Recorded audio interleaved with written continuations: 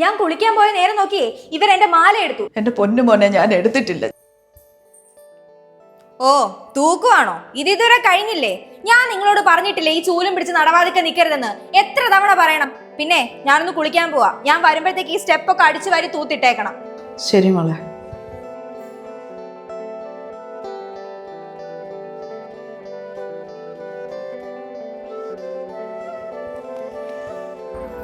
നിങ്ങൾ എന്റെ റൂമിൽ കയറിയായിരുന്നോ? ആ മോളെ തൂക്കം കയറിയിരുന്നു. അപ്പൊ അവിടെ എന്റെ മാല എന്തി? ഞാൻ കണ്ടില്ലായിരുന്നു.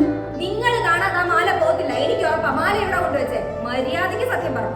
അയ്യോ എന്റെ പൊന്നു ഞാൻ കണ്ടില്ലായിരുന്നു. ഓ ഇപ്പൊ എനിക്ക് മനസ്സിലായി നിങ്ങൾ എങ്ങനെയാ സമ്പാദിക്കണേന്ന്. ഞങ്ങൾ തരുന്ന പൈസ പോലെ ഇവിടുത്തെ സാധനങ്ങളെല്ലാം കട്ടെടുത്തോണ്ട് പോലേ നിങ്ങളുടെ ജോലി. എന്തുവാടി ഇവിടെ ഒരു ബഹളം? ഞാൻ കുളിക്കാൻ പോയ നേരം നോക്കിയേ ഇവരെന്റെ മാല എടുത്തു. ഇപ്പൊ എടുത്തില്ലെന്നാ പറയുന്നത്. എന്റെ പൊന്നേച്ചി, നിങ്ങൾ അത് എടുത്തിട്ടുണ്ടെങ്കിൽ തിരിച്ചു കൊടുത്തേക്ക്. എന്റെ പൊന്നു മോനെ ഞാൻ എടുത്തിട്ടില്ല. ഞാൻ ആ മുറി തൂക്കാൻ കയറിയെന്നുള്ള സത്യം. ഞാൻ ആ മാല കണ്ടുപോലും ഇല്ല. എന്തായാലും പറഞ്ഞാൽ ഇങ്ങനെ മുതലക്കണ്ണീര് കാണിക്കാൻ മാത്രം അറിയല്ലയോ?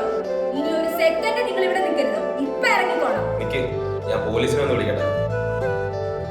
അതെ, ഓളെ പെട്ടിയും കിടക്കെടുത്ത് ഇപ്പൊ ഇവിടെ ഇറങ്ങിക്കോണം. എന്നെ ഇവിടുന്ന് പറഞ്ഞു വിട്ടല്ലേ മോളെ. ഇവിടുന്ന് കിട്ടുന്ന ശമ്പളം കൊണ്ട് കൊച്ചിന്റെ ഫീസ് കൊടുക്കുന്നു, വാടക കൊടുക്കുന്നു. സത്യമായിട്ട് ഞാൻ എടുത്തിട്ടില്ല മോളെ. ഇന്നാ നിങ്ങളുടെ സാധനങ്ങള് ഇപ്പൊ ഇവിടെ ഇറങ്ങിക്കോണം.